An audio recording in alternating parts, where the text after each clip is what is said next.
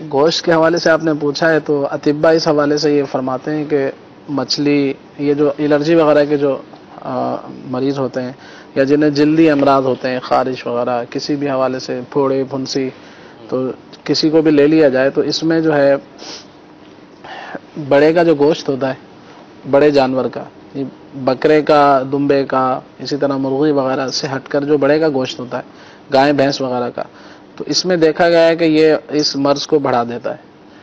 اس حساب سے اطباء کے جو اپنے تجربات ہیں تو اس سے ایسے مریضوں کو بچنا چاہیے، اور گوشت استعمال ہی کرنا ہے تو وہ چھوٹے کا استعمال کرتے رہیں۔ باقی انشاءاللہ عز و جل وہ حکیم صاحب، چھوٹے کا بہت مہنگا چھوٹے ہوتا کا گوشت تو بہت مہنگا ہے، آپ گوشت عام طور پہ لوگ افورڈ نہیں کر پاتے اس کو۔ یعنی کہ وہ بھی بڑے کا جو گوشت یہ ہے جن کو اگر کوئی بیماری ہے یا مسئلہ ہے اگر وہ گوشت پھر بھی کھانا ہے تو پھر وہ بکرے کا کھا لیں۔ یعنی کہ یوں کہہ لیں کہ ہر موقع محل سے بندہ جو ہے نا ہر چیز کو استعمال کرتا ہے۔ اب سردی کا موسم ہے، اس کے اندر وہ سندل کے شربت بنا کے پیے گا تو اب کہے گا یہ اللہ تعالیٰ کی نعمت ہے، تو ایسا تو نہیں ہے، ابھی سردی ہے وہ پہلے ہی ٹھنڈا ہے تو مریض اور بیماریوں کی طرف چلا جائے گا۔ اسی طرح سے ہر چیز کے اندر فوائد بھی ہوتے ہیں، اور یہ جو ہم مریض کے لیے بیان کر رہے ہیں کہ اگر کوئی ایسا الرجی کا، تھوڑے پھنسی کے حوالے سے یا جنہیں یہ انفیکشن ہوتا ہے خون کے حوالے سے، خون، اطباء یہ فرماتے ہیں کہ یہ خارش الرجی کا ایک سبب یہ بھی ہے بہت بڑا کہ خون کے اندر حدت، انفیکشن وغیرہ بھی اس کا سبب بیان کیا جاتا ہے۔ تو بہرحال وہ ایسی چیزیں جو ہے اس چیز کو بڑھا دیتی ہیں گوشت وغیرہ کو۔ اب جب آپ نے کھانا ہے تو جب آپ اس میں سبزیاں وغیرہ کا استعمال کریں گے تو انشاءاللہ آپ کا یہ مرض جو ہے جلدی ٹھیک ہو جائے گا۔ تو بہرحال الرجی کے حوالے سے خارش کا جو ہے روحانی علاج عرض کرتا ہوں، خارش کا روحانی علاج یہ پارہ نمبر 18 ہے، سورۃ المؤمنون ہے، پارہ نمبر 18 سورۃ المؤمنون، اس کی آیت نمبر ہے 14، تو یہ آپ نے پڑھنی ہے۔ فَكَسَوْنَا، پہلے بسم اللہ الرحمن الرحیم پڑھ لیجئے گا، بسم اللہ الرحمن الرحیم، فَكَسَوْنَا الْعِظَامَ لَحْمًا ثُمَّ أَنشَأْنَاهُ خَلْقًا آخَرَ فَتَبَارَكَ اللَّهُ أَحْسَنُ الْخَالِقِينَ۔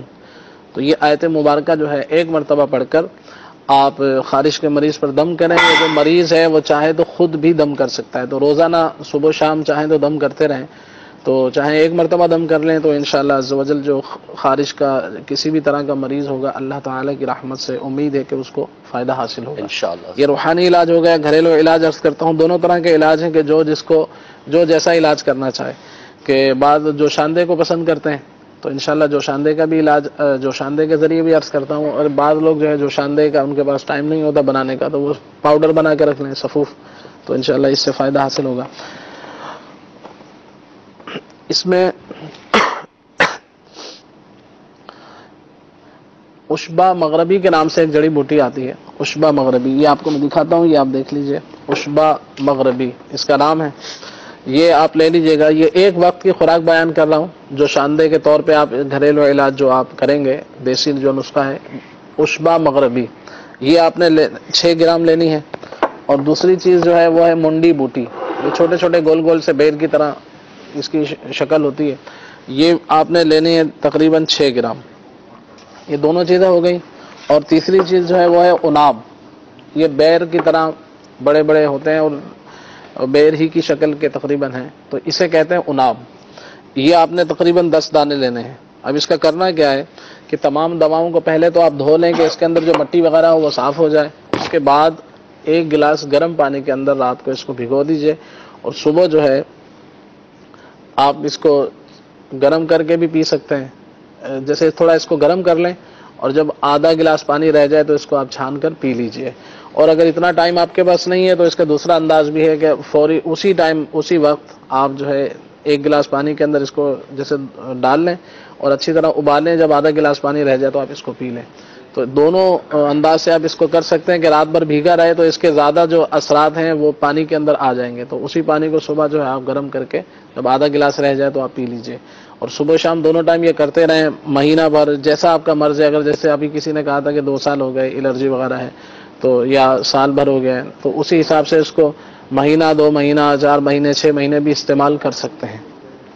ایک معذرت کے ساتھ ابھی جو دوست شروع کی جڑی بوٹیوں کے نام دیں گے اگر وہ ریپیٹ کر دے کہ مجھے بڑی مشکل سے سمجھ میں آیا تو بندی چینل کے ناظرین کو یقیناً مشکل ہوئی ہوگی سمجھنے میں. مشکل نام ہے, کافی مشکل نام ہے. عشبہ مغربی. ہاں عشبہ مغربی.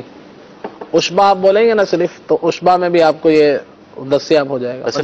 فیس بک کے اوپر جو ہے یہ آپ دوبارہ بھی دیکھ سکتے ہیں. اور مدنی چینل پہ آپ دیکھ بھی رہے ہیں کہ لکھا ہوا آپ کو دکھایا بھی جا رہا ہے عشبہ. اور دوسری چیز جو تھی وہ ہے منڈی بوٹی. منڈی بوٹی. منڈی بوٹی. منڈی بوٹی. عشبہ نمبر 1 ہے عشبہ مغربی. اور دوسری چیز یہ جو آپ دیکھ رہے ہیں اسکرین پر اس کا نام ہے منڈی بوٹی. اور تیسری چیز جو ہے بیر کی طرح جو بالکل ہے اس کا نام ہے عناب. یہ تینوں چیزیں ہو گئیں. یہ عناب کے 10 دانے لینے, باقی جو چیزیں ہیں وہ آپ نے 6-6 گرام لینی ہے. اور اس کو پیس کر اس کا جو ہے جوشاندہ بنانا ہے. 1 گلاس پانی کے اندر ڈال کر اس کو اچھی طرح ابالنا ہے. آدھا گلاس پانی رہ جائے تو آپ اس کو پی لیجئے. صبح شام 2 ٹائم اس کو کرنا ہے.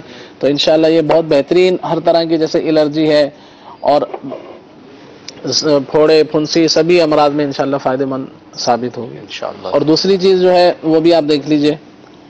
یہ آپ دیکھ رہے ہیں کالے کالے چھوٹے چھوٹے دانے ہیں. اس کا نام ہے تخم باب چی. ڈاکٹر صاحب سمجھ میں آ گیا؟ تخم باب چی, یہ آسان نام انشاءاللہ. آپ دہرا دیں ایک دفعہ. تخم بابچی. ماشاءاللہ. تخم بابچی. بابچی آپ بابچی بھی کہہ دیں گے نا تو لکھا ہوا بھی آ رہا ہے نا. جی وہ لکھا ہوا بھی ہے اسکرین پہ موجود بھی ہے, اس پہ بھی آپ دیکھ. تخم بابچی یہ آپ نے لینا ہے 60 گرام. 60 گرام ٹھیک ہے. اور دوسری چیز صرف یہ مختصر سا ہے, بہت جامع ہے. اور آج کل جو سردیوں کا موسم ہے اس کے حساب سے بہت بہترین ہے یہ. اور یہ دوسری جو چیز آپ دیکھ رہے ہیں اس کا نام ہے چوپ چینی. چوپ چینی اسے کہا جاتا ہے چوپ چینی. 2 چیزیں ہو گئی. اب اس کا کرنا کیا ہے, چوپ چینی کی مقدار 25 گرام لینی ہے. اور جو آپ نے پہلی چیز دیکھی تخم بابچی اس کی جو مقدار ہے 60 گرام ہے.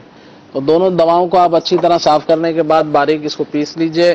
اور صبح شام 1-1 چھوٹی چمچ یا آدھی چمچ جیسے عمر کے اعتبار سے آپ اس کو استعمال کر لیں تو انشاءاللہ عز و جل الرجی ہے یہ آج کل جو خشک خارش ہے اس موسم کے اندر اس کا جو ہے فائدہ حاصل ہوگا انشاءاللہ. پھوڑے پھنسی وغیرہ جلدی امراض میں بے حد مفید ہے. اور سردیوں کے موسم میں جیسے جسم میں درد وغیرہ بھی جو ہوتا ہے تو دردوں میں بھی انشاءاللہ فائدہ مند